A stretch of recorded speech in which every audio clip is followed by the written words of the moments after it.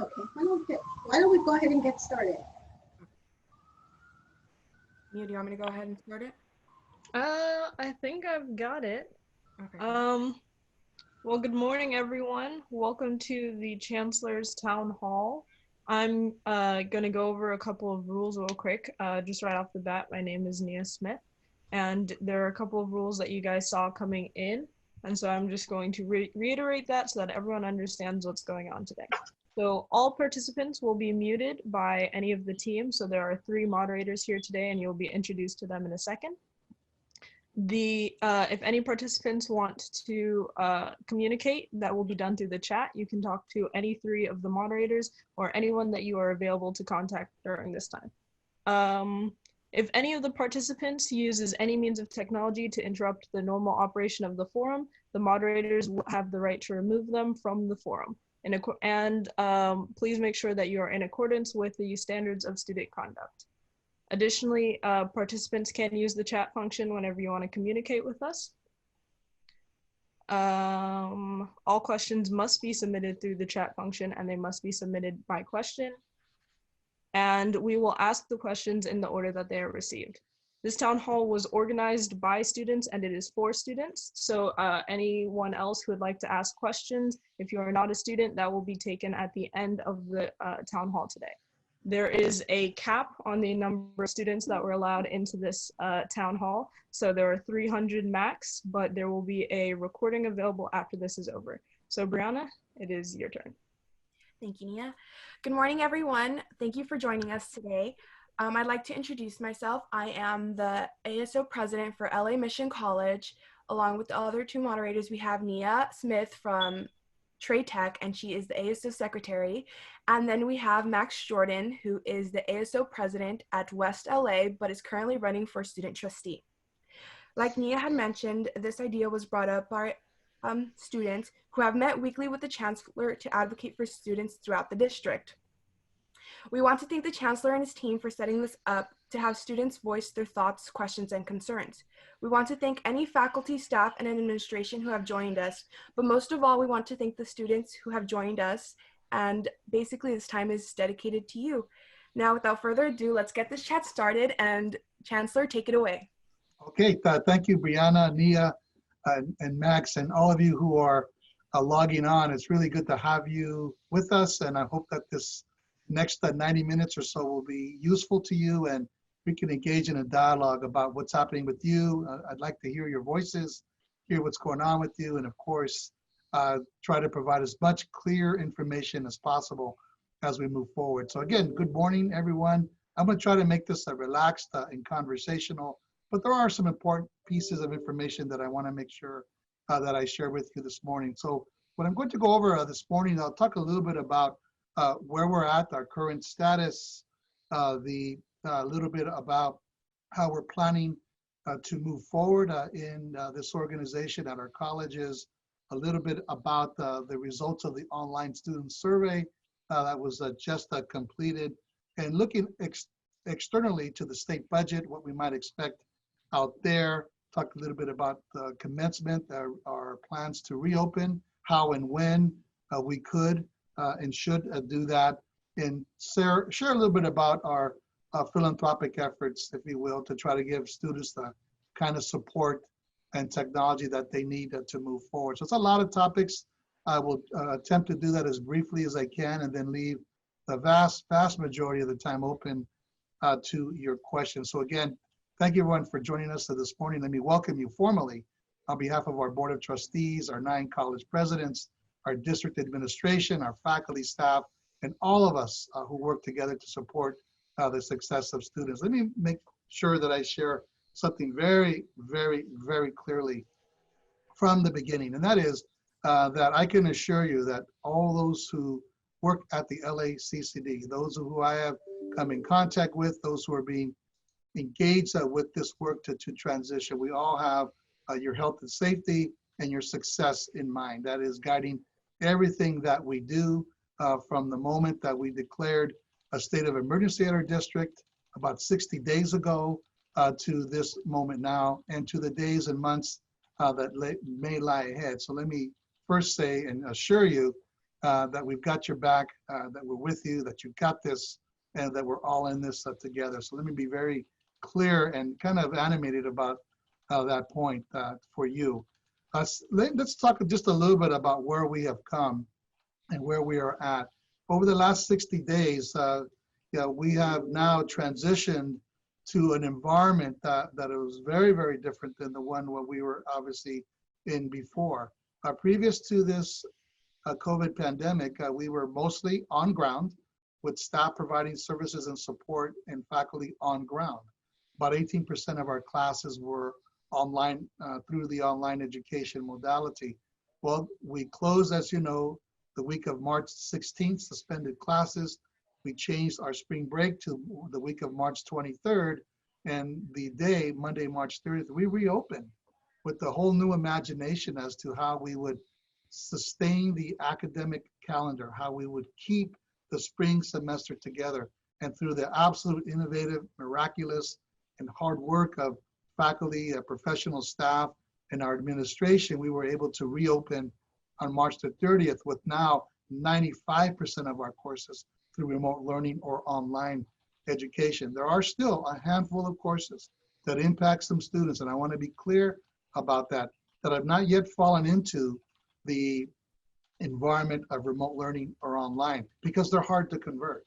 They're hard to transition, and there's not a software solution yet, or there's not a solution that has been remedied just yet or found that has been acceptable by some of the external agencies and accrediting bodies that look at some of these courses and programs. So we're working on that. That is our highest priority, to sustain and complete the remainder of the spring semester. So we're well focused in on that, and I want you to know that our faculty and our staff and our administration is working very hard to ensure that we can complete those other 5% or so of the courses that have been very difficult to convert.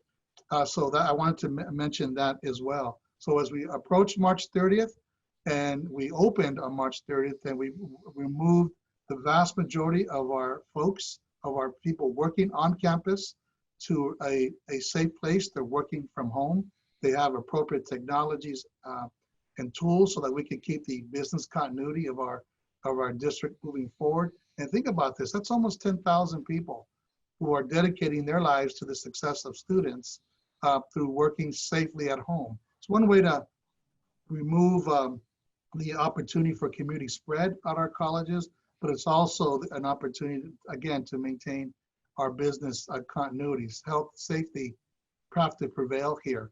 So that many staff and faculty have been removed from campus. Our campuses are still technically open. There is restricted access to each of our colleges, and there is indeed health and safety precautions for our essential workers that are on campus. They're there working. They're with appropriate physical distancing, with appropriate PPE, so that they too can stay safe from this virus as well. So we've done a lot of things well, a lot of things quickly, and more obviously needs to be done in the future. Let me just move on to a few other things, and then I really want to leave the time to your questions and whatnot. Let me give you the current status as we know it in terms of the reported cases. We have 63 reported cases of positive COVID, and these are self-reported throughout the district, faculty, staff, and students, and these tests have indeed been verified. We have 23 suspected cases and 34 possible exposures that have not yet been verified. So we've got quite a few there that have not yet been verified, et cetera.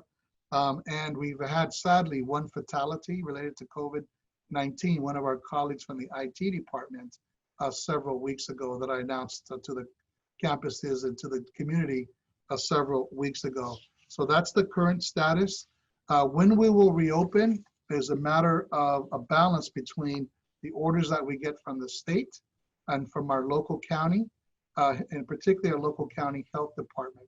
There are 4 phases to reopen, if you will, with different grades. And right now we're still in stage 1. There are no dates, there are no timelines. There are no projections at this point. Much of that will be predicated on the ability of our local community to test, to trace, to track, and indeed to mitigate any kind of community spread. So different organizations and businesses will reopen at different time periods. We still are considered an essential service, so we're asked to be open, if we will, and we are indeed doing that remotely, and we'll continue to do that remotely. Our projections are that the summer session that you all have signed up for will continue to be through remote learning and or online environments. Our fall, and you may be aware that a few weeks ago, we also determined that our fall schedule would begin online, because we have at this point, as of today, May the 12th, no new evidence that a safe opening could occur with the environments that I just described earlier, and that a vaccine could be found and distributed broadly. There is no evidence that that is indeed the case. So in this case, health and safety must prevail. We must take the necessary precautions to continue to teach and provide you support and provide you the support services in a remote fashion. It's not ideal. Let me be clear about that. Not ideal. That's not what we prefer. And it's not what we were set up to do. But we will do that because your health and safety must prevail here. And we'll continue to do that as best as we can. And hope that you've seen that the level of service, the level of engagement, and the level of communication continues to increase. And we continue to perfect this imperfect environment that we are in. So I wanted to share that because I want to be cognizant of that, empathize with that. All of us who are working either in the office or at home are completely cognizant of that and are doing our very best to ensure that your transition into this environment, whether it be for another 5 months, 6 months, or even 12 months, is the best opportunity available. And again, we don't have any current timelines as to when we will go back to quote unquote normal. I don't know if we ever will go back to a normal environment again, but it's certainly going to be modified and be fueled by health, by safety, and by others that will help to guide our reopening at our 9 college campuses and our educational centers. Just 2 other things, and then I want to stop. I feel like I've been talking a long time. I'd rather hear you. Is pay attention to, as we are, the state budget. We are inextricably intertwined. The health and welfare of the state translates to the health and welfare of this district, financially and otherwise. Meaning that as the state is robust and strong, it has more capability of serving and resourcing its public agencies, like the University of California, California State University, and the California Community Colleges, speaking of just education, in addition to the Department of Social Services, unemployment, healthcare, and all those other very important public service agencies. So as the state is healthy, it can resource through its budget, annual budget process, those kind of agencies that serve the kinds of populations and students and communities that we so proudly serve here in Los Angeles. When the economy is impacted, when the revenues are expected to be lower, the state has less of a capability to support these very important services. That's where we're at now. If the Legislative Analyst's Office, LAO's office report is out, the Department of Finance's report is out, and the variations of the budget deficit, or what they call sometimes a budget shortfall, ranges. The highest number is over $54 billion that the state is short in its revenues to meet its expense demands in its current state. That's a huge number, and is a much larger than the previous great recession of 2008-9 that lasted for several years, and even much higher, adjusting for inflation, than the Great Depression. So we need to understand that this for us is significant. So on Thursday, the governor of California will present his pay revision. He launched an initial budget in January. This one in May revises it based on new factors. But here's what students need to know. Because the April 15th tax deadline was pushed and forwarded to July 15th, we're not going to have a beat on the exact number of collections of receipts for personal income tax, property tax, corporate tax, sales tax, those sorts of things that have been impacted in a very significant way through COVID-19. COVID-19 and its virus has ravaged our economy over the last 2 months and is continuing to do so. So we expect some news, important news, not very good news, to be expressed in the May revision on Thursday of this week. And then we expect a budget to pass from the state of California somewhere in mid-June, and then it to be revised again probably in August after the July 15th collections are reviewed and the numbers are more verified and can be then redistributed, if you will, those resources to those agencies. So we hope that there'll be a strong push, but if there's not, we'll have to have some significant discussions around here. Today is not the time for that, but I wanted to signal that. Two other things, I said two earlier, but two quick things. So state budget. One is today, you should, or yesterday, but you should know that the California Community Colleges has filed a lawsuit over the implementation of the emergency COVID-19 student assistance. That is, the federal government provided through the CARES Act remedy, relief, financial assistance to all, multiple agencies throughout the United States. The Department of Education is providing resources to our community colleges, to our UCs, and to our university, to our California state universities. Well, a lawsuit was filed by our state chancellor's office in Sacramento that says essentially that we believe that the requirements for eligibility and these emergency grants to students under the CARES Act, it says that it was unlawful and indeed unconstitutional by the interpretation by the Department of Education that provides this emergency relief. Initially, it said it was be available for all students to mitigate the impact of COVID-19, and that the individual institutions, such as LACCD, had discretion as to how it would distribute those funds. It later issued further guidance that was much more restrictive, and the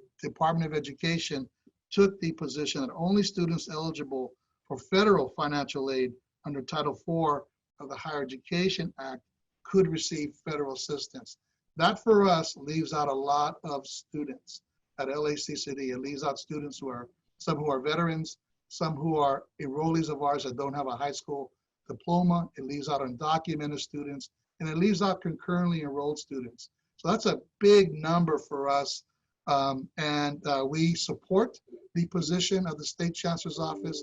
And in doing so, our board of trustees voted to join the lawsuit from the state chancellor's office, along with the districts of San Diego, the State Center, which serves the Fresno area, the Los Rios district, which serves the Sacramento area, and Foothill, the Anza Community College District that serves the South Bay Area. So I want you students to know that we are filed as a plaintiff in an active lawsuit against the Department of Education, because we believe that the interpretation was too narrow from the initial guidance and support given, that this aid will support all students who have COVID-related expenses. So I wanted you to know that as well. I'm happy to talk more about that. And then lastly, commencement, virtual graduation recognition. Now, it is being described as a virtual recognition ceremonies. I want to thank Nia, Max, and Briana, who were on the committee, who worked over 30 days to put forth a fabulous proposal that our board supported last week at its monthly board meeting, which would indeed allow for a virtual recognition ceremony to take place on Tuesday, June the 9th. So all of you who are online and who are participating and who are interested in joining this, if you will. I certainly encourage you to do so. It'll be done virtually, but it will be done in a way that is respectful of the tremendous achievement and accomplishment that you have achieved. So we congratulate you on that. And I also wanted to point out that indeed, this is not, and the students have been very clear about this, and not in any way does it supplant the traditional walk. And of course, we're planning on that already, and hopefully that can be done at a time when it's safe. And of course, we don't know when that is, but when it is planned to do so, we invite the class of 2020 to walk in their traditional regalia, their cap and gown, and with all the traditional treatments of what is a commencement, if you will. So we look forward to seeing you there. And we're happy that the student survey of about 10,000 that responded indicated that the vast majority of students believe that they have regular contact with their instructors. So we thank our professors for that they have regular access to course materials, that over 85% indicate that they are well informed as to what's going on at their respective colleges. So I thank our college presidents and our communication teams and all the administrators who are helping, and faculty who are helping to ensure that the communication is clear, and that students are vastly knowledgeable of the services that are available. Now, there might be stories, individual stories, where that's not the case, and you have our interest from the colleges to remedy that. Clearly, with 10,000 students, and there are many more than that enrolled in our district, there could be other experiences. So if there are, I'm certainly happy to hear about some of those.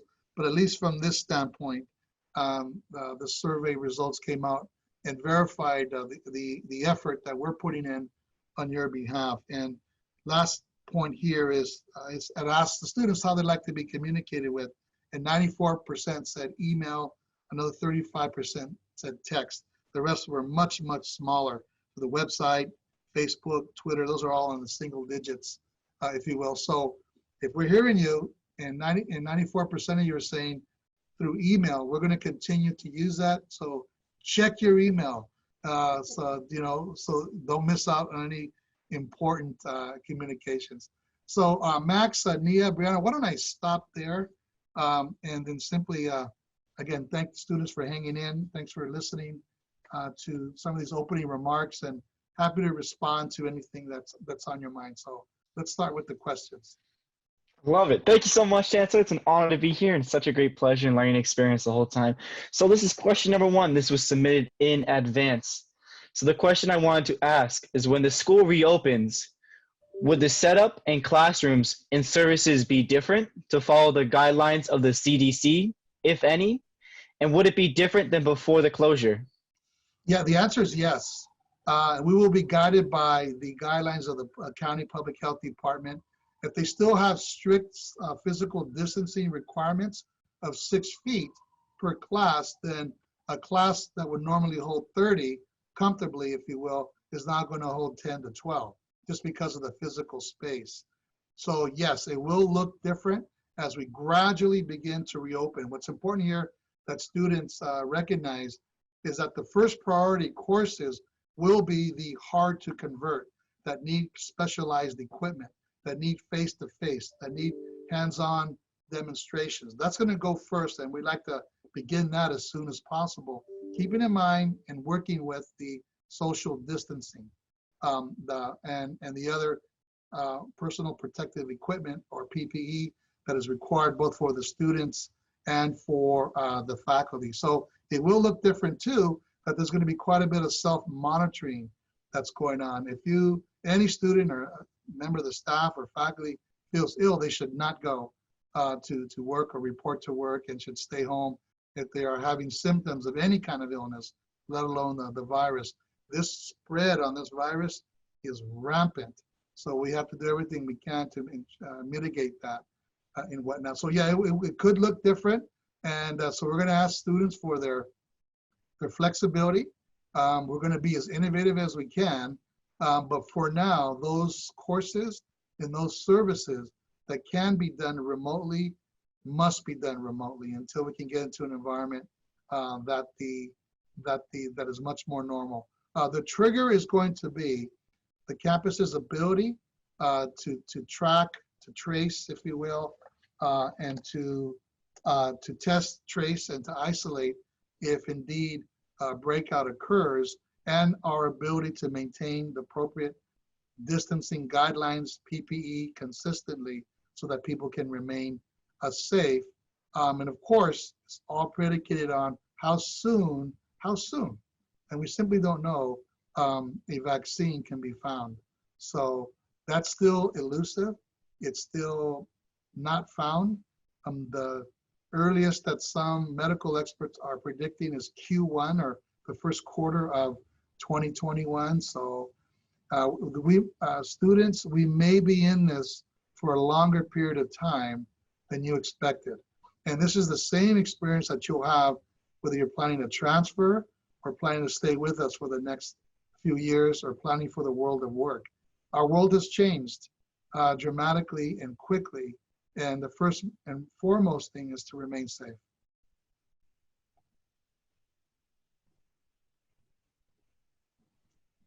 Thank you, Chancellor, for that. Our next question is, can the drop with the W be extended? So I'm suggesting that the student is referring to the 8-week courses. They stated that they found out yesterday she's not doing so well and she missed the deadline. Oh, well, the EW is the excused withdrawal. That's different than a withdrawal. And my understanding is that the EW can be, there are dates to that. So the person, because I imagine the excused or the withdrawal is because of COVID. And EW was created specifically for a COVID. So my recommendation to the student is to check with the registrar, the college, as to what the deadline is for the EW. And I'll see if I can get that right now and respond to the student. But here is the theme, Briana, and to the student, thank you for asking. If the student has a campus, I think maybe you don't have to identify the student, but just the campus, that would be, I'm interested in that just to see what kind of range we have. But check, and I'll see if I can get that date to you now for the EW. But here's the theme. We're trying to be as flexible as possible on drop dates, on financial aid, on withdrawing, because we know that this transition in this environment has been incredibly disruptive.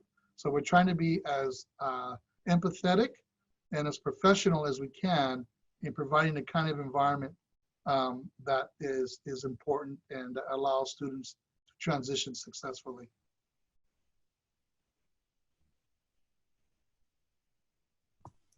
Chancellor, Dr. Corner has his hand raised. Did you Oh, want okay. him? Oh, great. If he's on, thank you. Dr. Corner, can you help me out here? Thank you. Yeah, good afternoon, everyone. The EW deadline was related to the automation of the EWs so that students could be able to withdraw themselves and they would get an EW. And those dates are set long in advance of everything happening. However, if a student is still having that difficulty, they can put in a petition for an EW and it will be accepted. And that will happen all the way through and even after the end of the semester as provided by state guidance. It just won't be done through your student information portal. You'll have to fill out the petition and submit it. On the FAQs, there'll be some more guidance on that. It will be a streamlined and very easy process. It just will require action from the students beyond just dropping the class. Thank you, Dr. Corner. Very clear. So again, the theme here is flexibility, working on your behalf. If you do submit it past the deadline through the petition, it will be granted. So that's the good news. Again, we're trying to mitigate the harm and that could occur as it relates to transitioning in this COVID environment. So that's the theme. Thank you, Dr. Corner, for that. Okay, ready. Next question. Awesome. Thank you.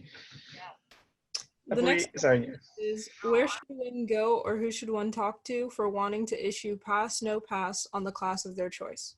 Okay, I think I'm going to ask Dr. Corner to get back in, but it sounds like what's the procedure for pass, no pass, correct? And that's typically at the campus level, and that's typically through the Office of Admissions and Records. But let me ask Dr. Corner to fill in anything I missed. Correct. It's still a request to Admissions and Records. Thanks to the collaboration with our Academic Senate, it is for all courses. In the past, only certain courses were approved for pass, no pass, but in the current situation, the Academic Senate has waived that and has allowed students to request a pass, no pass for any course they are taking. What I would recommend is that if you're planning on transferring to a UC, do not request a pass, no pass without talking to a counselor. The CSU has waived a lot of the requirements related to pass, no pass, but the UC has not. So if you're an engineering major and you try to do a pass, no pass for a math class, you may end up not being able to transfer to the UC of your choice, and you may have to retake that class even if you passed it. So it's available through the Admissions and Records Office, but I highly encourage everyone who's interested in taking advantage of that to check with their counselors if they're planning on transferring. Good advice. Good advice. Awesome. I love it. And so this next one is a two-parter question. And it says, what are the criteria for students applying for financial assistance? Any student population inadvertently being excluded? And then the second part is, any work being done to get funding from the California Community College Rainy Day account to help stabilize our students and staff, because the CARES Act payment is simply not enough. Thank you. Okay. Again, these are all great questions. We are following, all the requirements as they are currently stated through the CARES Act and through the Department of Education. Notwithstanding what I shared earlier, our current distribution is following the guidance that we have received, and we're following that to the letter. Let me be clear here. The district expects to receive about $45 million through the CARES Act distribution. Half of that through the CARES Act legislation must be for direct student assistance. So students can expect to receive, and it will be distributed directly to students, $22.5 million. We have begun that distribution already through the colleges, through the distribution of checks to each student in the amount of $300 to begin with the distribution. However, that's not all the $22.5 million. About 44,000 students will receive that aid right away. And then there's another, let's call it 40 or so percent that will be distributed to the colleges pro rata based on their distribution, if you will, that the colleges locally will have a process for students to receive additional aid, etc. Who is excluded? I mentioned those earlier, the students who don't fit within the Title IV financial aid guidelines of the federal requirements. So that includes quite a few students who are undocumented, DACA students, students who don't have a high school diploma, some veterans, students who are concurrently enrolled with us. So it excludes quite a few people. So we were not allowed to use federal dollars to support those student populations with the current guidelines, hence the lawsuit that has ensued. But notwithstanding that, students should know who are in those categories, especially the students who are undocumented, through the tremendous leadership of our college presidents, our governance councils, our senates, they all agree that we should support our undocumented students. So we are using state aid through the Student Equity and Access Funds, sometimes called C funds, to bridge that gap so that those students can receive the same $300 check and not be, if you will, because we know that all students have need at this time. So we're trying to mitigate the number. The total universe is about 57,000 students that could meet the aid, if you will, requirements. And about 43,000 will get that aid immediately through their colleges. Dr. Corner, I know you've been very involved with this. Did I miss anything?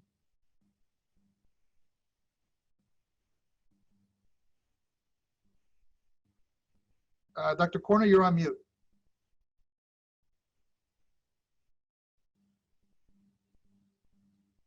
You're still on mute. There you go. Thank you. Sorry. No, you didn't miss anything. We had originally intended to distribute the CARES funds to about 60,000 students, and these were any student that qualified for the California Promise Grant, which is for low-income students, and we wanted to get that money out immediately. But because of the guidance that was provided by the Department of Education through the federal government, it limited it down to 43,000 students. So we are eager to get more funding out to students. There will be processes on each campus to do so, but even with that additional funding through the CARES Act, we will have to make sure that we are actually following the current guidelines of the Department of Education. So students have to be FAFSA eligible. The way that we document that is that they've gone through the process in our system because there just is no other way other than a student filling out a FAFSA. So if students have any questions, if they're wondering why they didn't get funded, Nia, Max, and Briana, I'll put my email address in the chat for you, and you can provide it to everyone. And if students have questions, they can email me, and I can explain in more detail. Again, thanks to the college presidents for their tremendous leadership on this, to ensure that students on their respective campuses receive at least some initial aid. I also want to note that the other half of the resources, the other 22.5 million, has not yet been received anywhere in the country. So we're waiting for that. There are other requirements that we have to fulfill. It's a little more flexible. It does allow our colleges to use those funds for expenses related to COVID-19, broader institutional expenses, in addition to students as well. So we have some thinking about how we will do that as well. Students should know, and you're learning a lot about budgets here today, that so far we have spent and are projecting to spend $15 million for our transition to COVID in the last 2 months. So it gives you a sense of the tremendous costs that are associated, but we needed to do that, and we'll continue to do so to ensure that our colleges have the protective gear that is necessary, that our technology systems are fluid and strong and maintain the integrity, and that we have appropriate professional development for all of our staff and faculty who are now engaged with remote learning and remote teaching. So we are well vested in this space, and will continue to invest in the areas that make the most sense and have the most impact for the success of students. Okay, Chancellor, the next question is, can you give us an update on child development centers and if they will open? Well, the child development centers are closed currently because we don't have the ability to, and I imagine they're talking about child development centers on campus, correct? Where people can return. Well, right now, most children are home. Most children are not in their physical schools. So so everyone is theoretically at home, using the home as a classroom, as a live space, of course, as a home. And in some cases, our child development centers, they are working from home, doing other sorts of activities related to their profession, if you will. So the child development centers, there's no update as to when we will reopen because they were going to have to fall into the same physical distancing, PPE guidelines that the rest of our students on campus and our faculty staff on campus have to comply with. So there's no date on that. I'll note that here as something to keep in mind. I would say for the person that wrote that question, keep in touch with your CDC director at your college for any updates. But I suspect that we have child development centers at each of our 9 colleges, and that we're all going to follow similar guidelines for reopening, establishing protocols, communication, et cetera.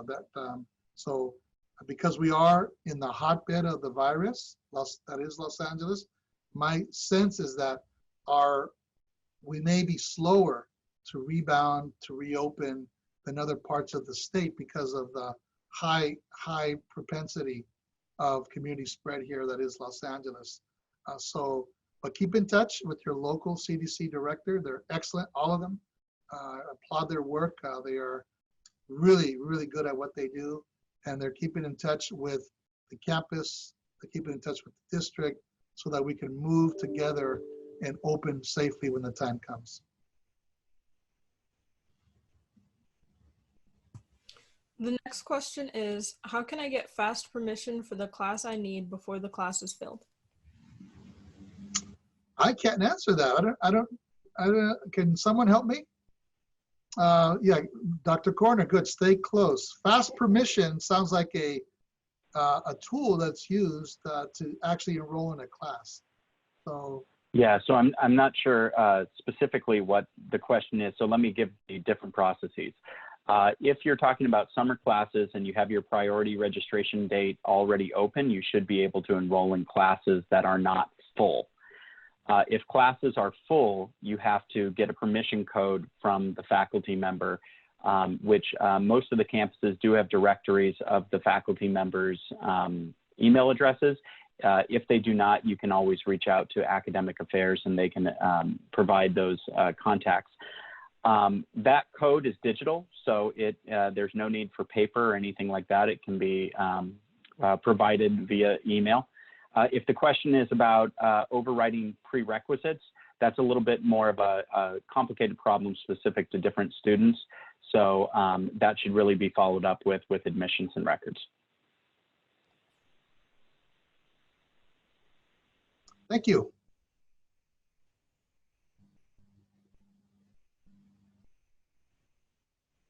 These are great questions, by the way. Thank you all. And if you don't mind, when you do your question, put in your college. I'm interested in that if you can. If not, that's fine too. I'm just more curious as to where our questions are coming from. Awesome. Thank you. Perfect. So I'm sorry about the background noise. So for this next question, it says, my question is about the federal work study program. Many of us had some issues at the beginning of the semester getting our assignments. I worked as a federal work study worker last semester. However, this spring I had to file an SAP extension appeal. My assignment needed me for the first few months, and the fact that it was withheld hiring a new worker. The issue is that my SAP appeal was approved after the classes were sent home. I'm a student worker who relies on this aid, and the amount of aid is substantial, and these funds I needed just to provide basic sustenance and supplies for myself. What can be done about that? I need to obtain these funds. A student worker can never get these times back. Like I said before, my student aid would be approved, and I'd be working right now if it were not going to the school closing. Please advise. And so basically the question is revolving around how can we transfer federal work study programs and get those students online so they can continue to work. Okay, let me take there's a lot there. Thank you for that question. There is a lot there. First of all, let me make some general comments about student workers. During those last 2 weeks of March, when we closed our physical campuses, we did not expect or want our student workers, whether they were federal work study, state work study, or just general fund support, to be on campus. So the district took a very strong position and the right position to pay all those workers. We have almost 3,000 student workers to pay them what they would normally be salaried at for those 2 weeks. Following, when we opened on March 30th, we also guaranteed that we would have student workers through the end of the semester at the normal hours to whatever proportion of work they would normally have. We asked our college presidents, they absolutely agreed that the student workers would stay on staff. And in some cases, if they were on campus, they would be asked to work remotely. There's a whole variety of student tasks that can be done in a remote environment. So it may not be the exact same job that they had when they were on campus, but a job providing the kind of wages and earnings that the students need and rely upon.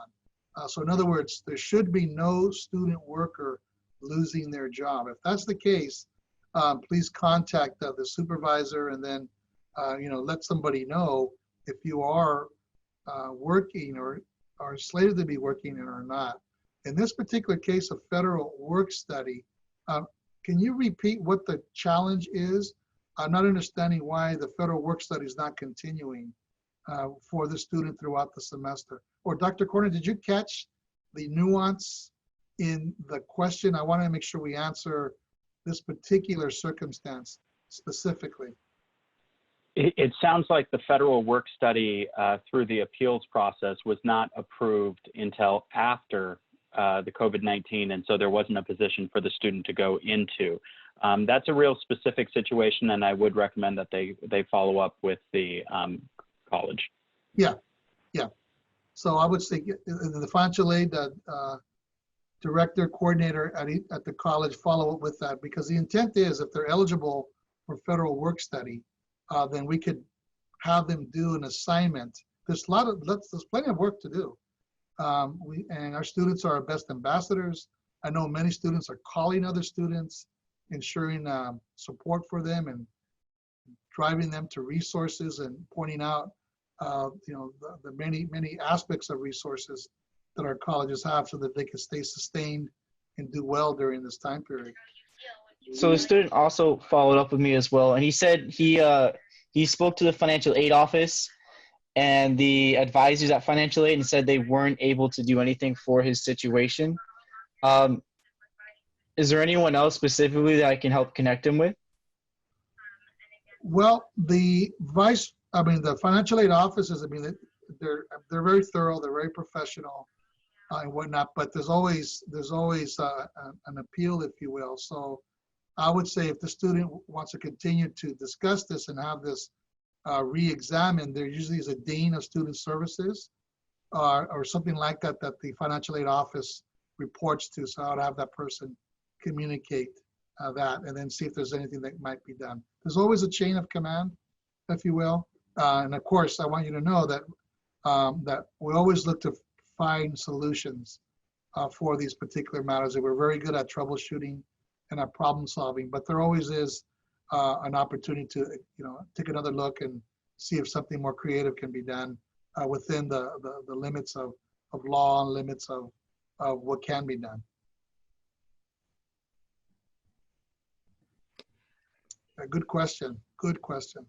Chancellor, the next question is in regards to the CARES funds. So the student asked, what is administration projecting on the use of 50% of the CARES funds not received? They have been seeing that the UCs, Cal States, and private schools are receiving more money, or the students are receiving more money. Why is it that we're a community college and we're not receiving as much money?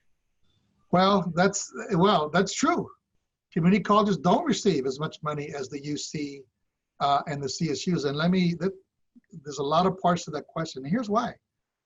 Because the UCs and CSUs have more full-time students and more full-time students who are Pell eligible. We have mostly part-time students. So if we had more full-time students, when this kind of situation occurs, we would receive more federal funding. So that is true. They receive more per capita because the cost of attendance at a UC and a CSU is higher. There are some schools that go high financial aid, high cost model. We have elected as a system to be low cost. In fact, as you know, this district's worked to pass two bills, Assembly Bill 19 and Assembly Bill 2, and now allows for 2 years of tuition-free education at any community college if a student enrolls first time, full time. So our model in California is low cost, no cost, which means that our cost of attendance overall is still the same as the CSU and UC, but the tuition cost is much lower because book costs and living costs are relatively the same. So that is true. The UC CSUs did get more per student, so they are getting more. The money that we gave initially is just the first cut. I mentioned is about 40% of the 22.5 million that is still available and that will be distributed to the colleges so that they can have a local process for emergency aid for students. Okay, so the district's not going to drive that, and there'll be some commonalities campus to campus, but the students will be eligible for, you know, about $9 million or so that's going to be available to them for direct student aid. Because there are some students who have need that don't fall into that criteria. So that's going to be important. I also heard the other half, what are we thinking about? It's a good question. Thank you for that. Well, we have a proportion of that we're going to also provide for direct student aid. So there'll be even more student support. We haven't decided exactly on how much, what the percentage is, but more aid for students. And then also to help us pick up some of our operational costs, some of the costs associated with transitioning to COVID-19 for technology, for personal protective equipment, and the cost that will be ongoing. We don't know whether there'll be another supply of federal dollars like this, and we may be in this environment for several more months, if not another year. So we have to project out what our costs are over the year and try to mitigate, because the more resources that we use from the federal government, the less impact it has on our general fund that the college has and that the district has. And then if we expect this hit to our budgets from the state, you know, we want to help bridge all those resources so that we can maintain a level of excellence, a level of access, services and support for our students. So thank you, great question. But this CARES Act is intended to provide institutional relief. And we're very, very happy about that. We want to make sure that those who need it the most receive the most support. Thank you, Chancellor. And then my other question here that a student sent is, what will be done about the Chromebooks that were awarded to our students? It appears that Canvas does not support this. The Chromebook is not supported by Canvas, and it's a platform that our instructors use to provide instruction. Have you been previously informed about this? If I understand the question correctly, there are Chromebooks that the district has through its foundation, and now through its other supports, through our other funds that the college have available, have supported the distribution of almost 10,000 Chromebooks to students. And my understanding is that they can accept the current download of material and whatnot. Again, they're refurbished. That's why we got them at a very good price that allowed us to buy more. So if I'm understanding the question correctly, the Chromebooks that we have purchased and distributed, and these students should know, are not loaners. They're for you to keep. They're not loaners. They're not like you got to give them back, etc. They're for you to provide you tools and equipment, etc. By the way, the CARES Act dollars, we understand, allows you and allows us to purchase Chromebooks and whatnot and other kinds of equipment. So we will look to do that as well. We had about 14,000 students on the list, but about 4,000 of those, and we closed it now because we don't have additional resources at the moment that we can fund. We will do that as soon as we can. Is that several of those folks who submitted incomplete applications. So it was not complete. So we didn't have any way of verifying that quickly. So we're going obviously through that process now, and we do, and match the need, the resources, and get Chromebooks in students' hands. So if I will take note and ask again if indeed the Chromebooks that we have purchased are suitable for the kind of technology needs that our instructors have and that can download. If you, I did hear that initially, but I wasn't sure whether that was more rampant or that was just a, something that was discovered more singularly. So we'll double check on that. But again, these are Chromebooks, tools that have been provided through generous donations. I'm proud to share that over the last 7 weeks, the district has raised about $1.7 million in private aid that provides technology support through Chromebooks, emergency aid for students, and also food vouchers. We have a tremendous amount of donors. If you look at the Chancellor's report for this month, for May 2020. It's on our website under what is it called? About LACCD, Meet the Chancellor, and my little sidebar has all the reports that we provide to our board and to our community on a monthly basis, has all the wonderful listings of folks who have come through, foundations, individuals, corporations that have come through to help support our students in this great time of need. So I thank them generously for their forward-looking and very, very, very powerful gifts to help our students succeed. I hope there's more coming, by the way, so that because the need is greater than we have resources for. Thank you, Chancellor. Yeah, all the LACCD Foundation, or Foundation for Los Angeles Colleges, just check it out. That's where we have all our latest information on that. I also want to thank, I should do this, the ASOs. Your ASOs gave some resources to this fund. So thank you, students, for your leadership. The college foundations gave support to this fund. So we're very, very pleased that we've had just widespread interest and widespread support for the success of our students. So keep it coming. Thank you.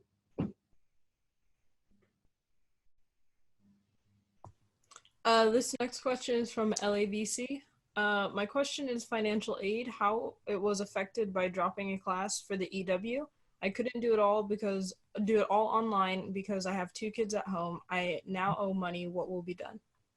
Yeah, let me ask Dr. Corner to answer this question. If students drop, what is the impact on their financial aid? Unfortunately, the answer is it depends. Every student situation is different. We do have different rules that were provided through normal Title IV regulations and then the regulations that came out through the CARES Act. If students were able to, if students dropped their classes after the deadline, after the federal government declared a state of emergency and they dropped all of their classes, then there was a waiver through the CARES Act as far as R2T4, which is the return to Title IV. If students dropped some of their classes, they may end up having overpayments as it relates to the federal guidance that was given through the CARES Act. It's not something that we find desirable, but it's something that was given to us by the federal government. So I would say that everybody should speak specifically with their financial aid office, and they can tell you exactly what the deadlines are. In our FAQs regarding EWs, it was stated that this was a potential issue, particularly with financial aid, and also those of our military veterans who might be receiving aid through the GI Bill. So for those people in particular, it's very important that before you withdraw from your class, you do check in with your financial aid group.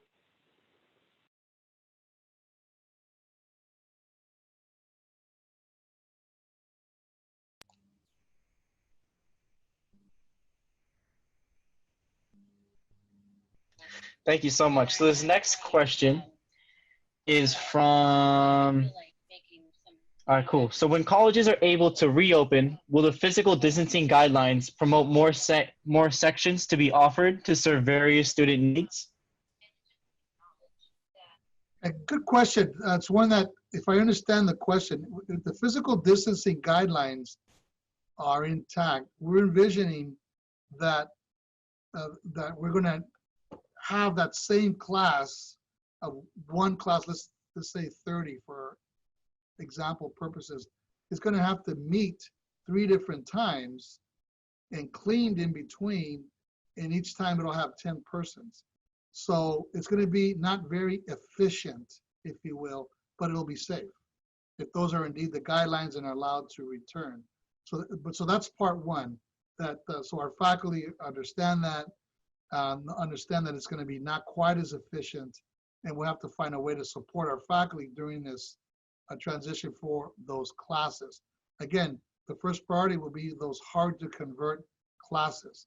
So the question will be, how many classes can remain and done well remotely so that we remain safe and comply with the distancing guidelines. So that's going to prevail until, again, we go back to a much more normal environment.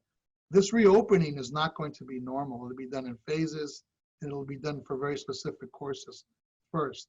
The idea that, let me throw out sociology or psychology or history will meet like that to begin with is not real. We're going to continue to do that remotely because it can be done remotely. Those courses that are more laboratory, that are more technical education, that require specific program requirements or accrediting requirements for face-to-face, that has to be the priority. So we'll do that first. The other question, will more sections be offered? I mean, it's a very astute comment so that we can meet the demand. Our interest isn't to meet the student demand. That is, when sections are closed because they're full and there's a wait list that suggests that there's much more demand, our interest is to open more sections if we can do that in a way that's safe, in a way that we can do that to meet the interest of students. However, it's going to depend on whether we have the resources to do that. Sadly, when the last recession came, we had fewer resources available to the California community college system, so we could only offer so many sections of things. So we don't want to be in that situation again. That's why we want to be very prudent with our spending so that we can indeed offer the sections that students need and demand for their course or program completion. So that's a very astute observation. It is our interest to meet the demand of students, both in credit and non-credit in adult education courses, for our GED courses that are non-credit, all those sorts of things. We have a whole plethora of academic offerings that we deliver on an annual basis. Our interest is to do as much as we can of that and to continue to meet student demand. Because when our budgets do, let me rephrase that. When our environment does begin to normalize, enrollments will begin to drive our opportunity to receive more revenues from the state of California. So we're going to be able to, with more revenues, offer more services, more programs, more classes. So the student demand, the student interest is going to drive a lot of this, both through and after the pandemic. Thank you, Chancellor. So speaking about credit and non-credit classes, I've had a lot of questions directed to me in regards to the GED program. So a student is asking, on behalf of many other students, what is going to happen to the GED program in Spanish for the next semesters, summer and fall? They're interested in what's going to happen to the program and if it will continue. It's right now, our interest, again, we don't know what our budget situation is. We'll know more in 2 days. But if our budget situation is one in which we can offer the kinds of courses it is our interest to offer those classes, then we will. Again, much of this depends on questions that we don't have answers to at the moment. That is, what is our resource situation going to be like? Where can we make cuts to budgets that don't impact classes and students and instruction, those sorts of things? That's our core mission.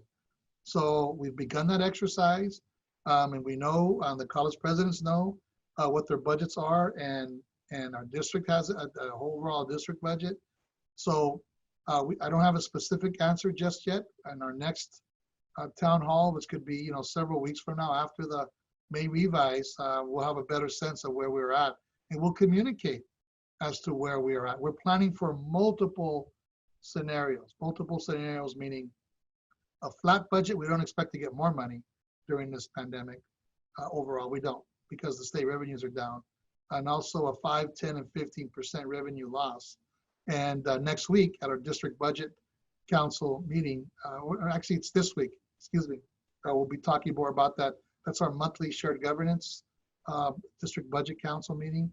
We'll be going through the several scenarios as well. So more to follow on that. I don't have a specific answer, but I will say it is our interest to maintain our non-credit programs and GED and courses that allow folks to upskill, folks to reintegrate into the community.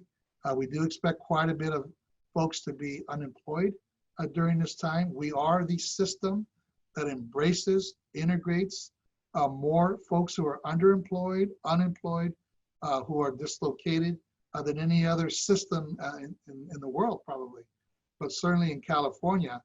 So we are the place. So we understand fundamentally how important it is to have those courses that are places of entry, places of access, places where equity resides. So I want everyone to hear that and to know that our profound interest to do that. The question remains, and I have to just be sober and prudent here, will we have the resources to do what we know we need to do? So that's an answer, that's the best answer I can give today. Thank you, Chancellor. I'm a fourth semester student studying electrical construction and maintenance at LETTC. I currently have over 8 textbooks and well over 30 tools on my locker on campus. Will there be any arrangements made so that myself and many others are able to collect their belongings? Yeah, yes. Work with, that person should call their professor, department chair to work through that. And then we have access that is allowed with the permission of the college president. We're doing that only because we want to ensure that we know who's on campus, mitigate the potential community spread of this particular virus, and do this safely. So yes, we understand that they may need these tools, they may need books and other sorts of things. So please contact the professor and department chair, and it'll go up the chain of command and to see if something can be arranged for that. But you certainly understand that some of those tools and books will be needed. Awesome. Thank you so much. And if a student, here's the next question for you. If a student who is hard to convert online class contracts COVID-19, how will our census be affected? Would attendance be used against the student's grade if they are no longer able to attend class physically? Or would the students need to drop their classes? Yeah, gosh, man, I hope that doesn't happen, but it's certainly conceivable. Thank you for your question. First and foremost, I want to share how flexible and how proud I am of our faculty who have understand this abnormal environment and who have put in absolute extreme measures to ensure that the students stay engaged, connected, informed, and supported throughout this particular process. I'm incredibly proud of that. And I've seen that firsthand. So if that is the case, it sounds like a scenario, if that is the case, inform the instructor right away. There are other options.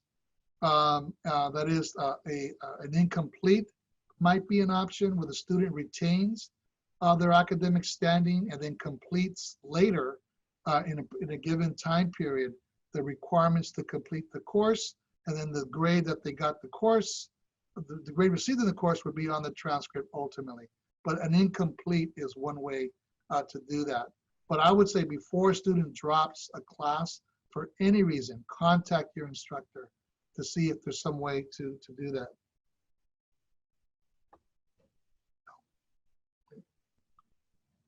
We can go to one.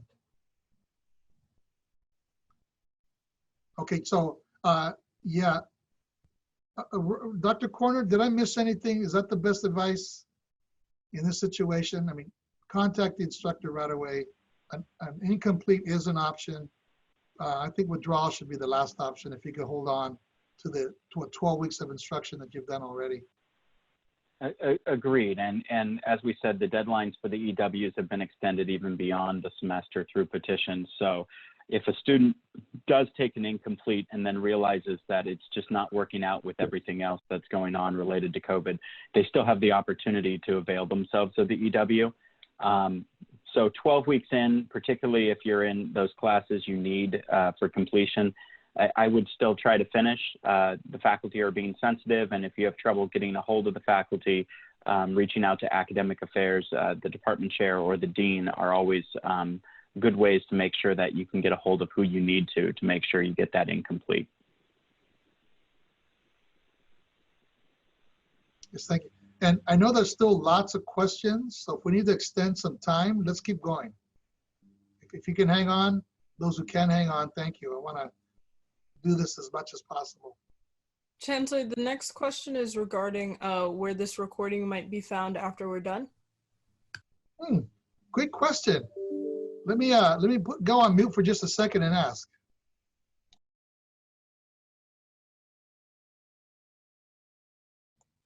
Okay, there it is. I'll ask William Boyer, our Director of Communications, to post this on our website.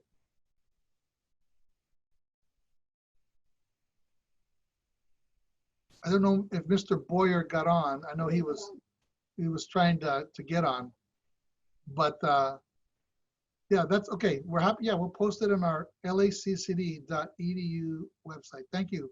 Hope you find this valuable and something that can be done. Awesome. I love it. And so this next question is this. Is a budget planned for the work-study program for the fall 2020? And will this program ever be on fall 2020? I'm sorry, you broke up just a little bit. Say it again, Max. I'm sorry. So is the budget planned for the work-study program for fall 2020? And will this program be included in fall 2020? Oh, sure, certainly. Yeah, work study is a part of our process. The students have to apply for FAFSA, first of all, through the FAFSA for federal financial aid, and apply through our state application process for aid. And then if work study is granted as part of the package, then it's available, and it's our interest for student employment to continue to be available on each of our 9 college campuses and educational centers. So we're not, there's been no decision to not have student workers or no decision to not have work study available at this point. So I would say stay tuned.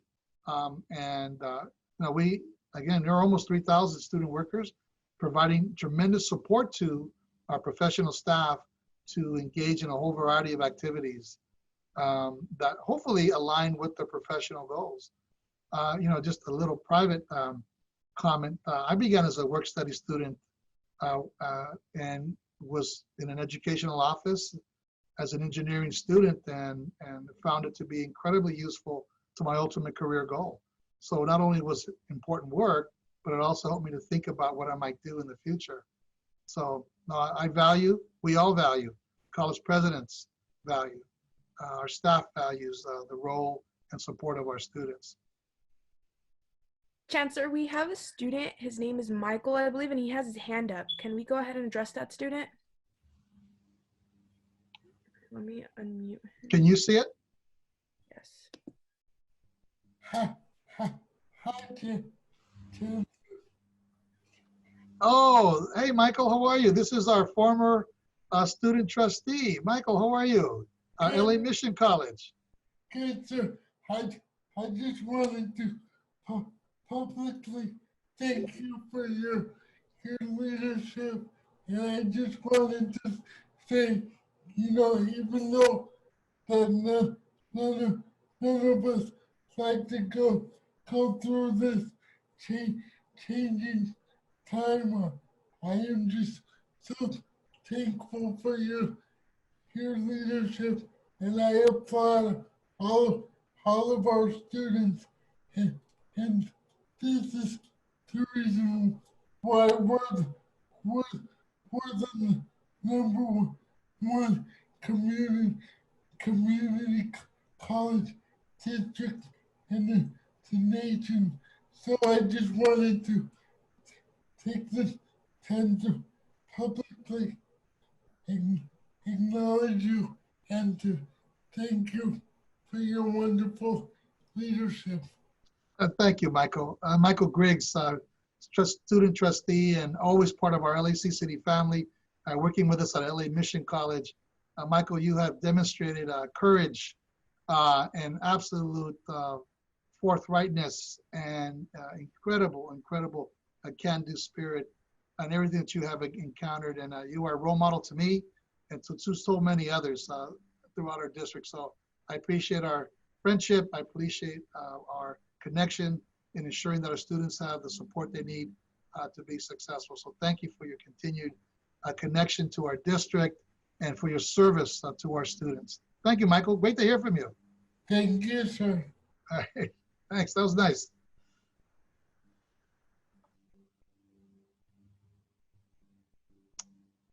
Okay, Chancellor, we have a question Yes. from a student who Yep. is concerned about the infection. If we decide to go back onto campus, it only takes one person to infect others at an exponential rate. How can we reopen classes when there is no vaccine? Yes, this person is taking the speech out of my playbook. Yes, she's, is it she? Yes, she's correct. That's why we're not. And if we do, we're going to do so with very strict orders, because we know that this virus is wicked and has no solution at the moment by way of a vaccine. We're going to be very, very cautious and not put any student, faculty, or staff in harm's way. We're simply not. The few people that are on campus now are distanced. These are essential workers to keep our campuses open. We have security on campus. We have custodians on campus, maintenance workers on campus, not as frequent as they normally would be because they're working in shifts and doing other off-campus work as well. So we're trying to be very mindful as to how many people are on campus so that we can clean, sanitize, seal, support, so that when we do return to a more normal environment, every area is clean, sanitized, disinfected, so that you as students, faculty, and staff do not have to worry about whether or not those areas are indeed clean. They are, and lots of good work is going on.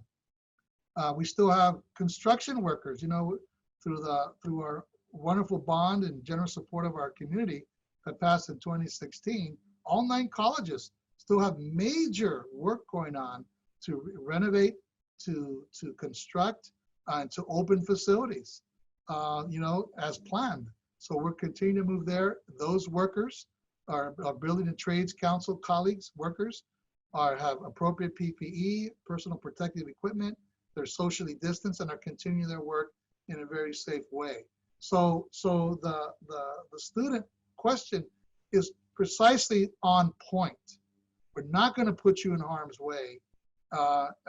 We're simply not. We're going to be as creative as we can for those hard to convert classes first, and do so in a way that's safe. Even, in this, and I think the students talking about, can anyone go back? We should not go back at all.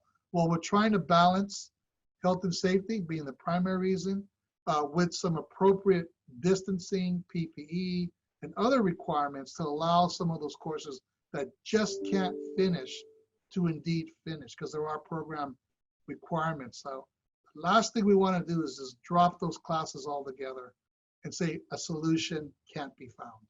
And we want to avoid that at all costs. But the general premise is correct. The general premise is correct that this community spread is still significant. In the communication that I sent to the campus community, and it's on the website right on the front page, April the 28th, there's a graph of the expected life, if you will, of COVID-19. Take a good look at that. And we're still at the peaks on the left-hand side of that graph. And it's starting to flatten. It will flatten as testing becomes more available, as serology testing becomes more available, as containment becomes more real, if you will, as we begin to know more about this virus, as people continue to engage in safe protocols of distancing and personal hygiene, those sorts of things. That all helps to flatten that curve, if you will. It helps to mitigate the strain on our medical services, our hospitals, our clinics that are working rampantly to try to contain this and provide excellent health care. I mean, those are the frontline workers that we should be very proud of and support. And those are some of the students that want to get into those front lines, our nurses, our other healthcare professionals that are waiting to finish their programs so they can provide their service. Some have told me their duty to serve, that this is what they were born to do. I mean, the amount of absolute strength in that and determination and professionalism and an ethic of care is profound and frankly inspiring. So I thank all those future healthcare workers that are being trained. 70–80% of all first responders in California, throughout this nation actually, nurses, firefighters, police officers, healthcare workers, first responders are a large percentage, 7, 8 out of 10, are trained at a community college. So we understand our role. I know that our governor understands our important role in the economic vibrancy and responsiveness of COVID to this environment. So we're hopeful that they and other legislators will keep this in mind as we move through our budget cycle, so that we can continue to do the work that we were designed to do, albeit right now remotely. Chancellor, before we go on to our next question, Mary Van Ginkel has her hand up. Okay, hi Mary.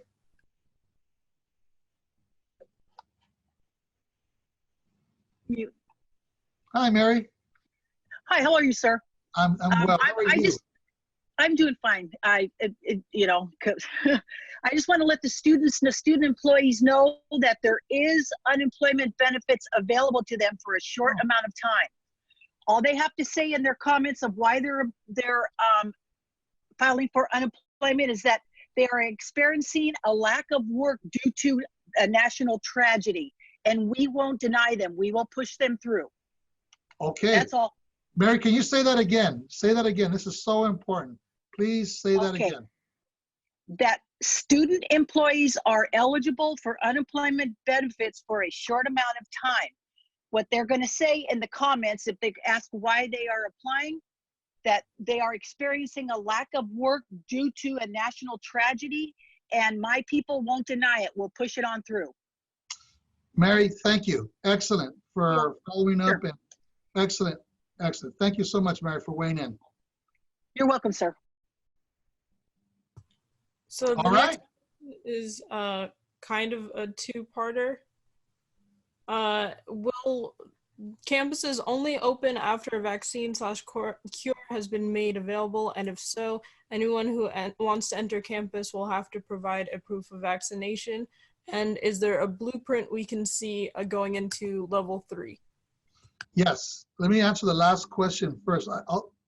If you'd like to see the current blueprint, we're calling it our recovery plan, LACCD recovery plan. I didn't mention at the beginning, we have established an emergency operations center. We did so right after we declared a state of emergency. It's set up through FEMA guidelines and emergency command center guidelines, if you will, and they meet regularly. There are members of our campus and district community who have now taken on these extra tasks to provide current, relevant information and to process and to track COVID cases, if you will. So if anyone is interested in how that is set up and then what our stages are and the criteria for the stages, a week ago, I presented to the board a recovery plan or COVID-19 update, and there's a PowerPoint.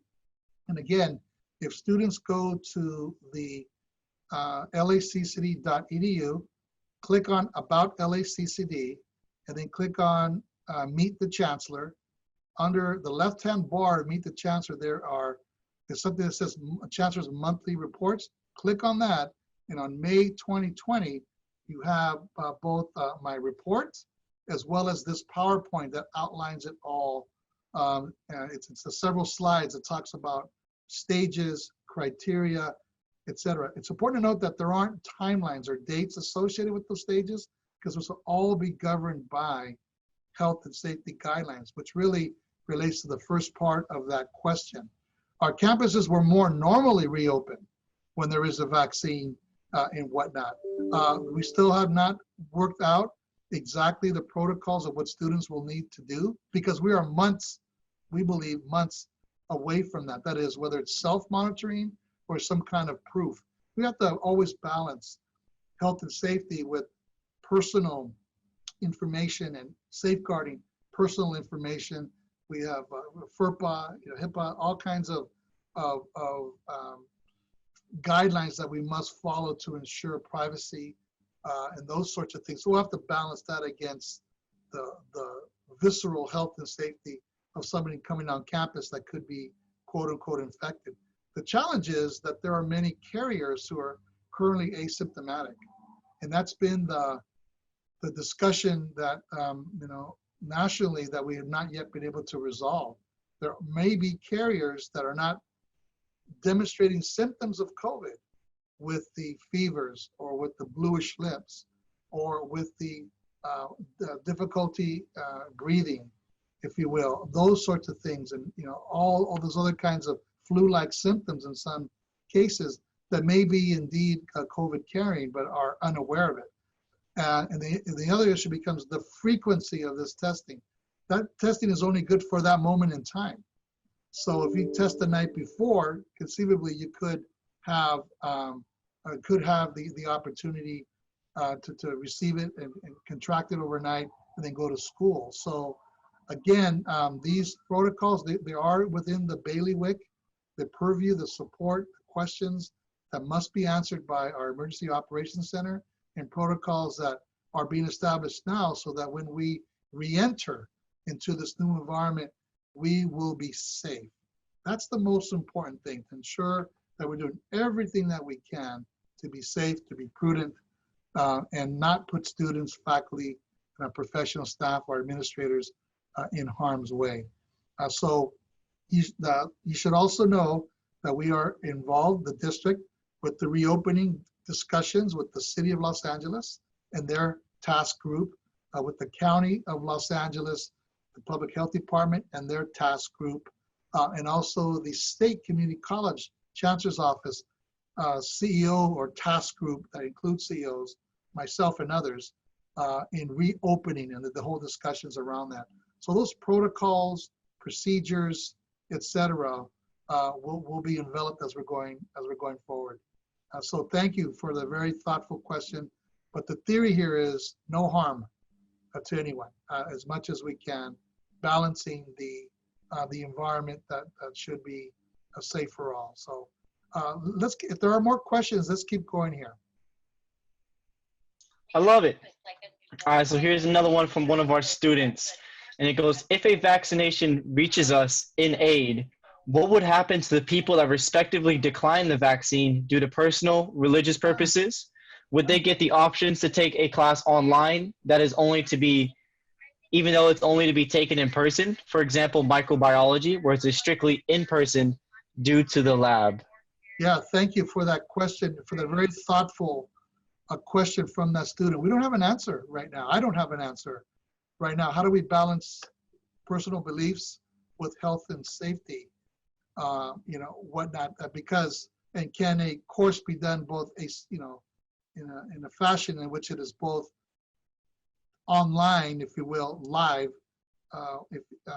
that could be for students who are online while there are students in class. Can it be done through, that kind of format? That's a wonderful scenario. We're going to note it here. We've not yet worked through that scenario, frankly, where a person refuses the vaccine for whatever reasons. But I could understand why a person would. There could be a whole lot of interest and belief systems and whatnot associated with that, and we have to respect that. I believe we have to respect that. But on the other hand, for example, there are requirements for students to be vaccinated before they enter public school, and there are some issues related to that. So this could become a legal question real fast in terms of who has access and who doesn't, and if they refuse to have a vaccine that is normally available to them. So it's a great question. Thank you for pointing that out, and we'll have that resolved before we return, because conceivably we could have students that would fit into that category, even faculty and staff perhaps. So thank you for that, for signaling our necessary work in that space. Great question. I'm sorry I don't have a better answer.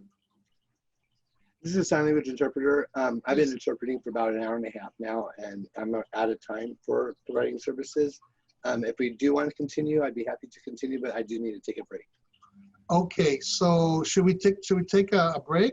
Because I don't want to continue without your support. Okay, how that'd long be will your fine. break be? I need an hour and a half of interpreting, so maybe 10 minutes would be nice.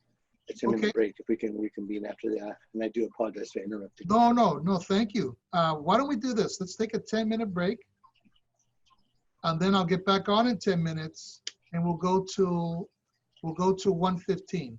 Does that work for you? Sure, and then somebody needs to contact the agency, Life Science, to inform them about the extension of time. Okay, okay, thank you. Right, Thank thank you you for very your much. service. Thank you for your service, by the way. No problem, no problem. Amazing. I'm glad Oh, we're thank having you. equitable access for all. That's important. Absolutely. Okay. Yes. So Nia, Max, Briana, can we take a 10-minute break? I'll go get some water too. And I'll come back and it's 12:38. We'll start back at say 12:50. Okay. Okay, we'll not log out. I'm just going to mute and see everybody soon. Thank you all for hanging in. We'll take a 10-minute break. You guys don't log out. You might not get back in. Yes, please don't log out.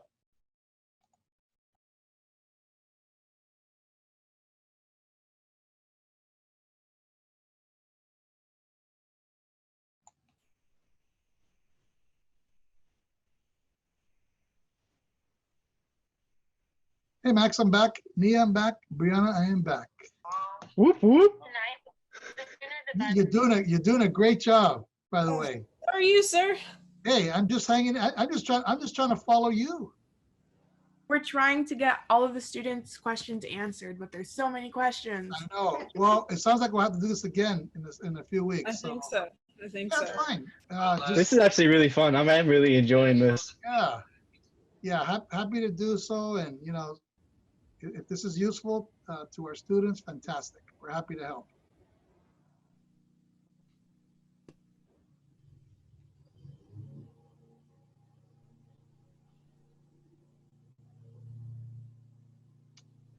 So I don't know if Mark is back. Are you back, Mark? Not sure. Okay, we'll give him another minute or so. And we'll go to 1:15 if you don't mind, because I've got another commitment. But happy to spend a few moments with y'all. This is good stuff. This is in my language, pura vitamina. All vitamins, all good. So thank you for making my day and for being so resilient, all of you.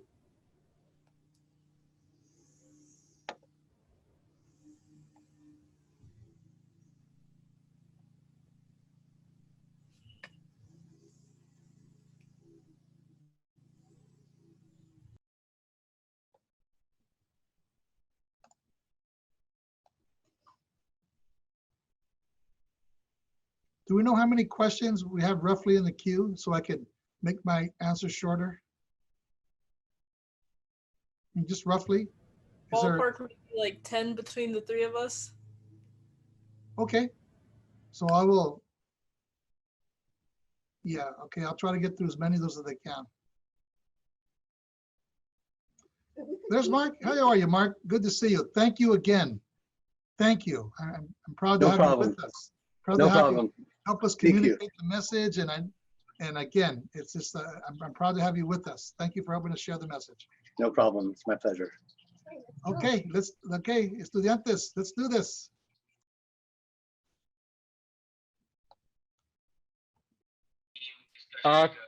Cool. I guess we'll run it back from the top and jump down from there. And so this is going in and talking about fall 2020.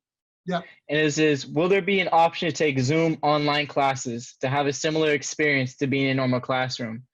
Kind of revolving around our potentially changing our online education system and include more Zoom. It seems this student in particular received positive feedback from it. Oh, I see. Okay. Well, they'll have to be by necessity. The vast majority of courses will remain remote learning or online. And you should know that many of our faculty who were, we had about a third of our faculty who were certified through distance education and through the great work of our distance coordinators, distance education coordinators. Many more faculty are getting certified in that area as we speak and will continue through the summer. So I believe that will there be a higher propensity than normal of courses that will be available through remote learning, Zoom or online? I think yes, absolutely, by necessity. And then when we come back to normal, I actually expect us to be well above the percentage that we had That was 18% district-wide. But some of our colleges, as you know, like West Los Angeles College, has had a strong history of having online education. And I think over 40% of their student enrollment is through online education. So you can expect to have remote learning, distance education as part of your life moving forward. Not just here, but also at the university. I'm glad students are finding it useful and maybe more flexible, and you're certainly reducing the carbon footprint. Assuming you have a place where you can work at home. I know some students have indicated to me that's a challenge to find quiet space at home and whatnot. I mean, I want to acknowledge that, but assuming that you are enjoying this experience or adapting to this experience and are allowing it to be more flexible or for your other needs of your life, that's good. The important thing is to go and stay and complete college, whatever it takes. Our students are asking questions in regards to the recognition. Yes. They asked, will graduation be something like this? I got an email about graduation being virtual. How is it going to work, and what will be the times of the recognition?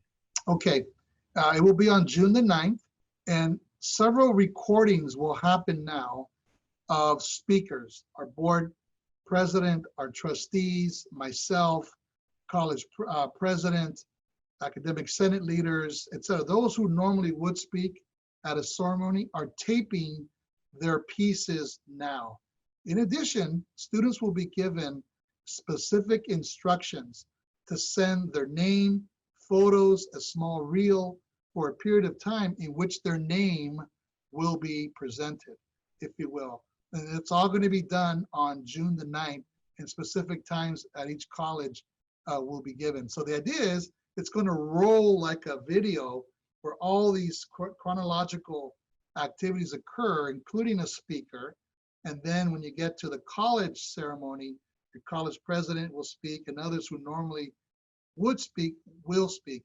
And then the students will be given, if you have filed a petition to graduate, you'll be given specific instructions as to how to turn in your self promo, if you will, whether it be photos or video, you in a cap and gown, all those sorts of things. So it's gonna be kind of cool. We're gonna try to make it as personal and special and real as possible. So it's obviously our first time doing this, and we're looking forward to your participation.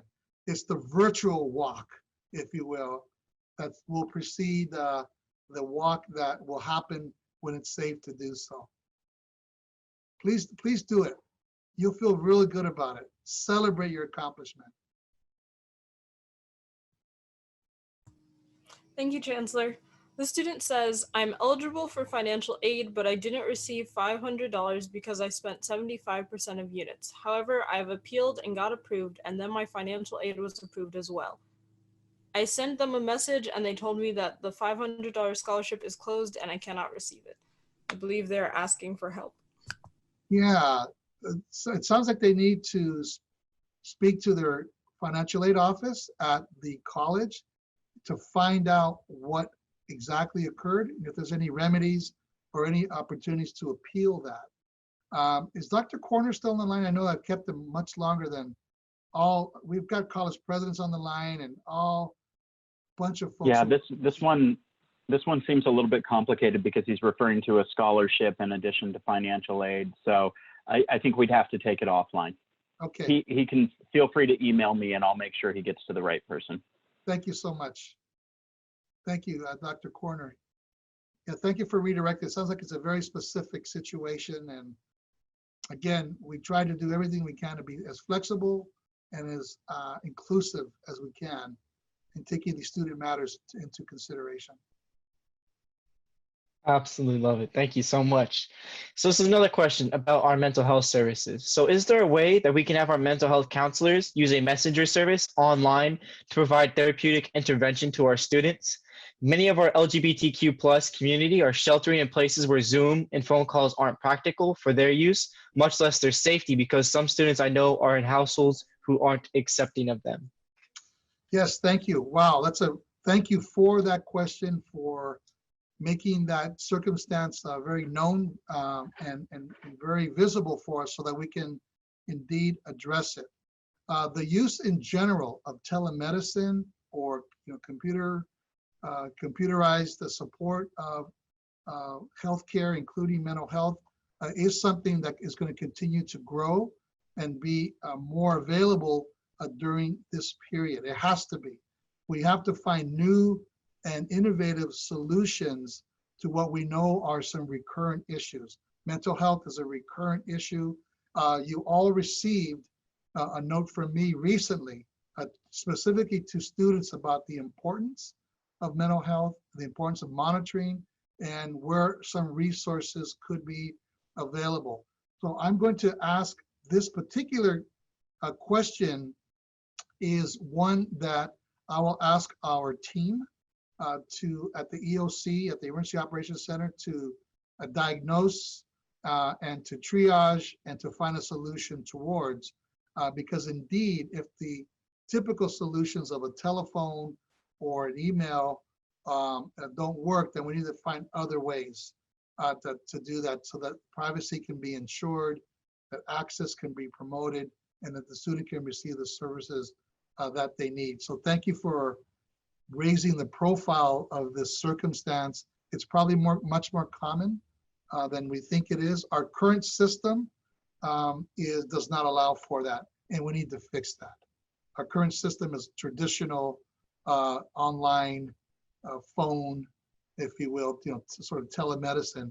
And if the privacy issues are prevalent, then we need to find a way to redress that. I don't know if texting can work or other ways, or finding a private time to discuss that may be non-traditional. But thank you for raising that issue. We have a whole list of follow-ups from this great discussion. This is another one for us.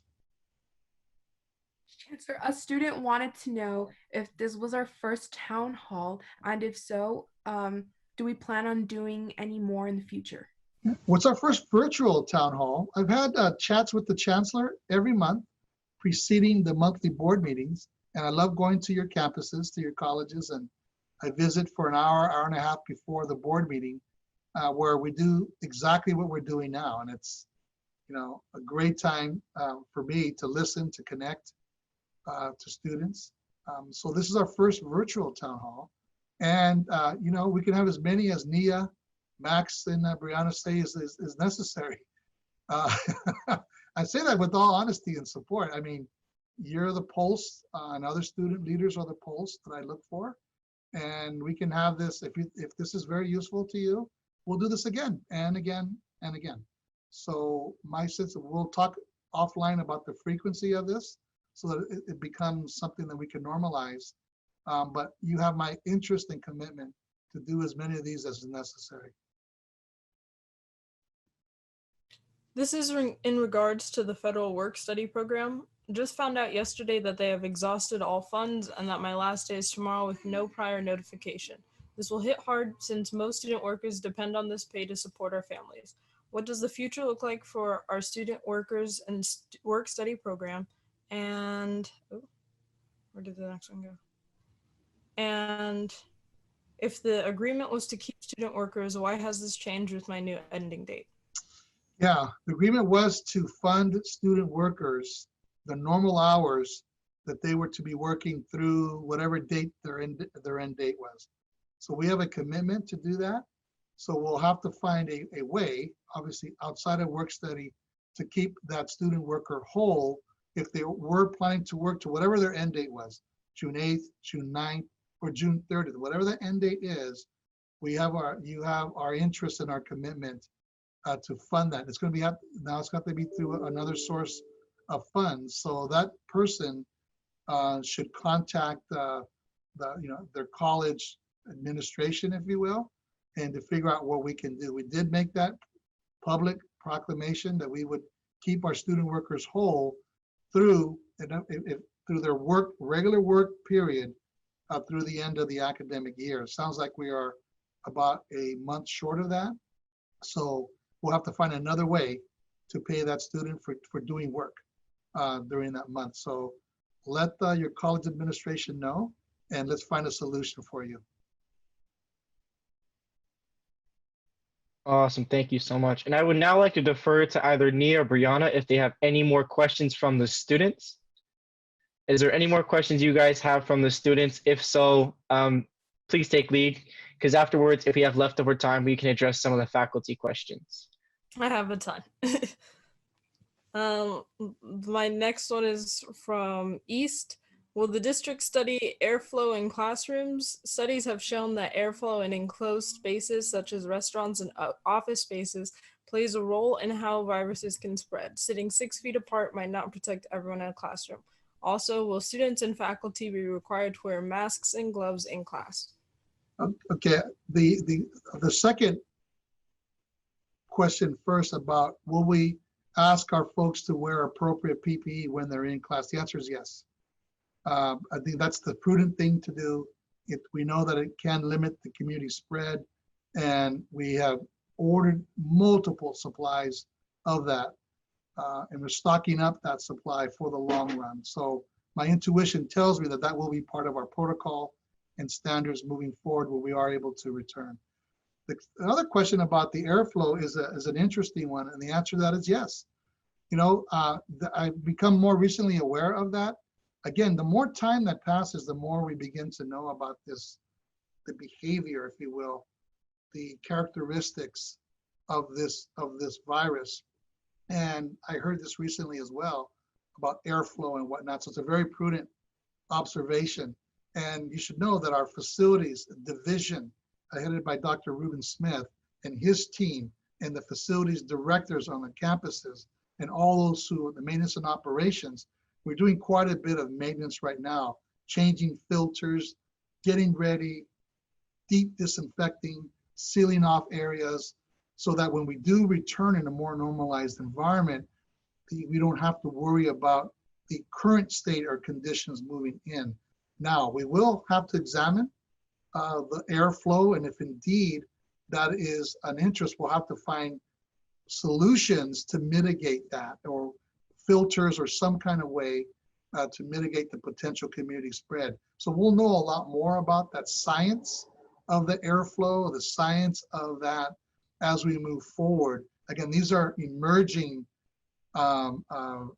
issues that are becoming much more prevalent as this virus begins to manifest itself in many different ways. So thank you for that question. It is something that we will continue to monitor, provide advice on, and if there is guidance related to returning to campuses with physical plant or maintenance protocols and whatnot, we will follow those before we allow anyone to be in there. So it is something we're all doing together. It's new for all of us. We're learning together, and we'll be doing applying solutions together as best we can, with health and safety being the prevalent factor here. A student chancellor is suggesting that if we do end up going into that direction, will the schools provide masks and gloves for students? Yeah, that's a good question. You know, it would seem reasonable that we would. You know, it would seem reasonable that we would. Everyone who enters, faculty, professional staff, or students, should have all access to the same protective equipment so that we're all safe. We're all potential carriers and transmitters of this disease. So again, before we do that, we should, you know, my sense is that we should take the cautionary route. It's an expensive route, but again, one that if we're going to ask people to go back, they should be as protected as they can. Okay, next, before campus closure, ASO, Dr. Juve, and Dean Cordero were working to bring a permanent food pantry, and more than ever, students will need this resource when our campus reopens. So can you please support the student-led petition led by RISE LA 2050 Fellows? And this is from Trade Tech. Okay, thank you. I'll take that under note, and so noted. And clearly the food insecurity discussion is one that has permeated throughout our college campuses over the last 3 years. We were one of the first districts, if not the first district, to engage in a student survey around food insecurity. So we will continue our absolute zeal around mitigating the impact of students who are food insecure. Many of our college campuses have food closets or some kind of food pantry, or work with local food banks to provide regular support to students. So that is a strong interest of the college presidents, of our campus community, of our leadership to continue to provide that. So I'm familiar now with the interest at LA Trade Tech.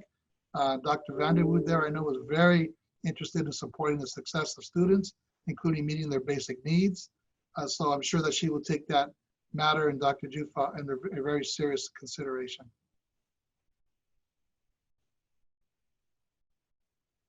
Awesome. That is a fantastic question. So I have another question for you as well is, do you have a proposed date or a specific date where our campuses will reopen, or is it still closed until further notice? It's still closed until health and safety requirements allow. There is no date. Again, because there is no vaccine and we still have not yet put our arms, the collective impact of this virus and putting students back into a date that where those remaining uncertainties remain unresolved and unanswered, I think is irresponsible. So we've had consensus on that, and we're going to continue to mitigate that as much as we can, but there is no date. It all depends on the circumstances. It could be accelerated depending on what our local health conditions allow for, keeping very close and paying very close attention to the LA County Public Health Department health orders, the state health orders, the city's health orders, if you will, balancing the requirements and expectations of all of those with health and safety being, again, the forefront. So no, there is no date. Circumstances will dictate. Please look at that PowerPoint that I mentioned that's on next to the Chancellor's Monthly, where we talk about the different stages. It's guided by conditions, not by dates. Chancellor, we have a question in regards to athletics. So the question is, how will athletes be affected when on-campus classes resume again? Will athletics be able to resume their practices and meets? Yeah, great question. It's something that we're going to be speaking more about with the college presidents real soon here. But the California Community College Athletic Association, it's our body that governs rules and regulations, has already made notice that those who are in spring sports will not be using their year of eligibility. So that's good news for our student athletes that are obviously cannot compete. There will be guidance, standards, guidelines associated with athletics across the state, and we will all follow them, depending on the region, depending on where you're at, and frankly, the sport that it is. But at this point, the current guidelines are that there is no competition. That's the current guidelines, and with respect to training and things of that nature, I would say have the student athlete contact the coach or the athletic department director to find out what the exact rules are on meeting, on the exact rules are on practices, and then if nothing else, to find out what the regimen is, the exercise regimen is to do on your own while we're waiting for this pandemic to pass. So yeah, we have I think over 500 student athletes at our college campuses, and we want to respect them for their role and their contribution to our community, but also know that there are some pretty firm restrictions right now because of the social contact in most sports and the congregations, if you will. So it's big, as you see now, the professional athletic events are canceled, postponed. They say postponed until further notice. And if they do return, they might return without audiences and crowds, which sounds a little weird, but if it's the way to do it safely, that's what they'll do. So it is something that we're following very closely as well. And have student athletes, please keep in touch with your coach and your athletic director at your college for further information. And I can definitely speak on that as well. I run cross country and track and field for West Los Angeles College, and our coach is a Canvas shell, which is basically like we get graded and we have individual workouts that he will send out to us. Our athletic trainers at West LA, for example, is hosting online trainings, online maintenances, and videos for student athletes to access. I don't know about other colleges and how they work, but definitely if you contact your coaches or the coaches of your sports team, they can definitely set you up with athletic programs and workout routines that you can do during this whole isolation period. And I would like to defer once more if we have any more student questions at all. I have one more. It's all you. Hello, everyone. I am a student at LATTC, but I still utilize my options with the other 8 campuses. My question is, you mentioned that if the school were to reopen, there would be a smaller class size and the 6-foot distancing, which is understandable. But what would happen to the cosmetology, skincare, and barbering programs, and even the other classes that require physical contact? Thank you, Chang. Yes, no, that's exactly. Well, there are some requirements in those courses, and we are now working on specific solutions to specific programs, particularly at Trade Tech. Trade Tech is a jewel in the state of California. It's the only public technical college in the entire state, and it offers programs that no other public institution offers, and does so in ways that are expert. And as a conglomeration of academic programs, it is a rare, beautiful jewel. So I assure you that we will look at very specific program-based solutions. These are in that category that it seems like a couple hours ago, we started calling hard to convert, the hard to convert classes. That's in that category, and that's the first priority, if you will, to return. So again, we thank our professors for their creativity in those spaces, and we're being guided by the Board of Cosmetology too, has its very specific requirements, has very specific protocols, standards, expectations, learning outcomes. All those things combined have to be taken into consideration before we ask our students to return in a safe environment. So to that student, please hang with us. We're trying to extend the semester, if you will, so that you can complete your hours, your face-to-face, your manual dexterity activities, such as in cosmetology or in welding, that you would need so that you can be a professional in the field. So we are very aware of that and are working on solutions.